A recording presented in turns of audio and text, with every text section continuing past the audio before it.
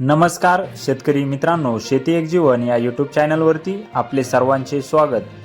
जे शेतकरी मित्र आपल्या यूट्यूब चॅनलवरती नवीन असतील त्यांनी चॅनलला सबस्क्राईब करा, चॅनलची लिंक जास्तीत जास्त शेअर करा। आपण बघणार आहोत महाराष्ट्रातील काही प्रमुख शहरातील प्रति क्विंटलमधील कांदा बाजारभाव। आजचे कांदा बाजारभाव: पुणे 567, सरासरी 1617 रुपये, 1217 रुपये। सातारा 1000 ते 1700, सरासरी 1350 रुपये। सातारा लोकल कांदा 1000 ते 2300, सरासरी 1800 रुपये।